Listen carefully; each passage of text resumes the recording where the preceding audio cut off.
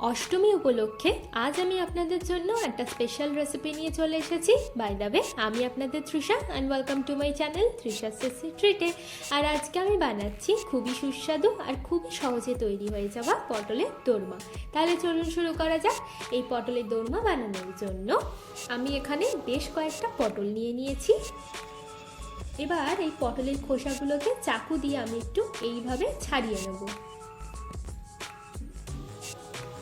শুধু ওপর এরমভাবে একটু ছাড়িয়ে নিলেই হবে।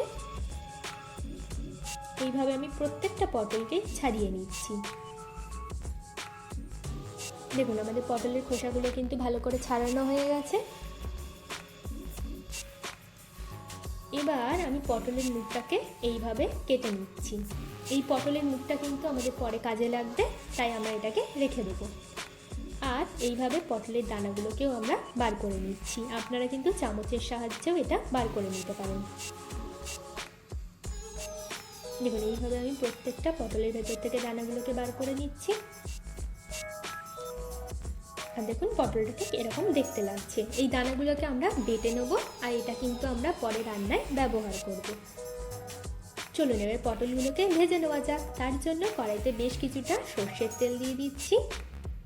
আর তেলটাকে আমরা খুব ভালো করে গরম করে নেব। এবার এর মধ্যে আমি বেশ কয়েকটা পটল দিয়ে দিচ্ছি। দিয়ে মিডিয়াম আঁচে পটলগুলোকে কিন্তু আমরা লাল লাল করে ভেজে নিচ্ছি।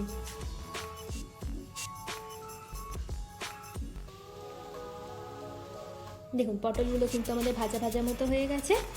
এবার তেল ছড়িয়ে পটলগুলোকে আমরা তুলে নেব।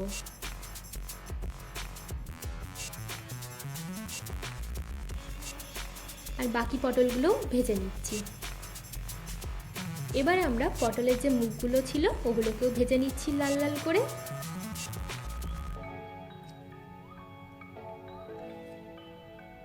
দেখুন এগুলোও ভাজা হয়ে গেছে। এবার প্লেটের মধ্যে আমরা এগুলোকেও তুলে রাখবো। এবার ওই একই তেলের মধ্যে আমি ছোট করে কেটে নেওয়া 700 গ্রাম মতো চিংড়ি মাছ দিয়ে দিচ্ছি। আর চিংড়ি মাছটাকে আমি ভালো করে ভেজে নেব। দেখুন চিংড়ি মাছটাও কিন্তু আমাদের ভালো করে ভাজা ভাজা মতো হয়ে গেছে। এবার একটা বাটির মধ্যে আমি তুলে রাখছি। এবার ওই কড়াতেই আমি অল্প একটু সর্ষের তেল দিয়ে তেলটাকে আমরা খুব ভালো করে গরম করে নিচ্ছি। এবার এর মধ্যে দেবো একটা পেঁয়াজের কুচি। পেঁয়াজটাকে এবার আমরা ভালো করে ভেজে নেব। পেঁয়াজটা ভালো করে দেখুন ভাজা ভাজা মতো হয়ে গেছে। এবার এর মধ্যে আমি দেবো 1 চামচ আদা রসুন কাঁচা লঙ্কা বাটা দিয়ে আবার একটু ভালো করে এটাকে কষিয়ে নেব।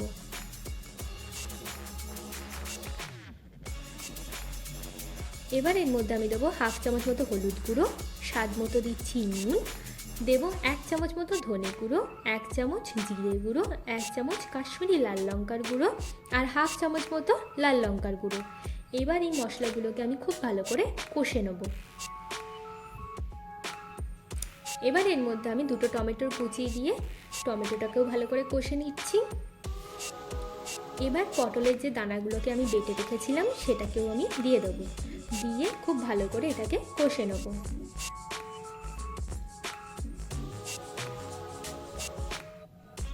দেখুন তেল ছেড়ে দিয়েছে, আমাদের দানাগুলো কিন্তু ভালো করে কষানো হয়ে গেছে। এবার এর মধ্যে আমি ভাজা চিংড়ি মাছটাকে দিয়ে দিচ্ছি।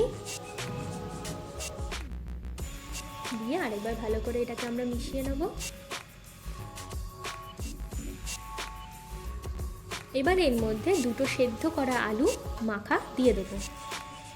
দিয়ে ভালো করে মিশিয়ে নিচ্ছি। দেখুন এটা কিন্তু আমাদের একদম হয়েই গেছে।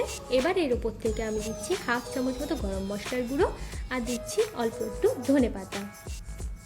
এবার এটাকে ভালো করে মিশিয়ে পুরটাকে কিন্তু আমরা ঠান্ডা করে নেব।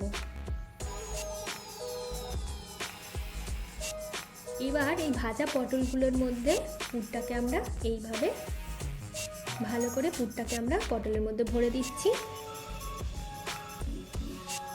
দেখুন পটলের মধ্যে পুরো পুরটা ভরা হয়ে গেছে।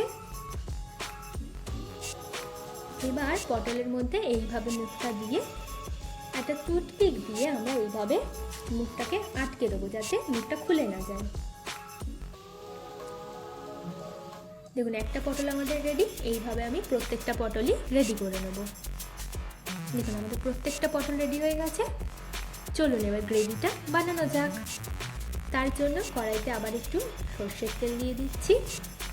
দিয়ে তেলটাকে আমরা খুব ভালো করে গরম করে নেব। এবার এর মধ্যে অল্প দারচিনি, 2টো লবঙ্গ, একটা শুকনো লঙ্কা আর দিচ্ছি 2টো এলাচ দিয়ে হালকা একটু ভেজে নিচ্ছি। দিয়ে এর মধ্যে একটা পেঁয়াজকে ভালো করে বেটে নিয়েছি সেটা দিয়ে দেবো। দিয়ে ভালো করে পেঁয়াজটাকে কষিয়ে নেব। এবার এর মধ্যে 1 চামচ আদা, রসুন, কাঁচা লঙ্কা বাটা দিয়ে ভালো করে মশলাটাকে আমরা কষিয়ে নিচ্ছি। মশলাটা কষে গেলে এর মধ্যে আমি দেবো স্বাদ মতো হলুদের গুঁড়ো, 1/2 চামচ মতো জিরে গুঁড়ো, 1/2 চামচ ধনে গুঁড়ো, 1/2 চামচ লাল লঙ্কার গুঁড়ো, দেবো স্বাদ মতো চিনি আর দিয়ে দিচ্ছি স্বাদ মতো নুন। এবার মশলাটাকে আমরা খুব ভালো করে কষে নেব। এবার এর মধ্যে আমি দেবো 4 থেকে 5 চামচ মতো কাজু বাদামের বাটা, দিয়ে দিচ্ছি 4 থেকে 5 চামচ চালমগজ বাটা, দিয়ে ভালো করে এটাকে আমরা কষে নেব।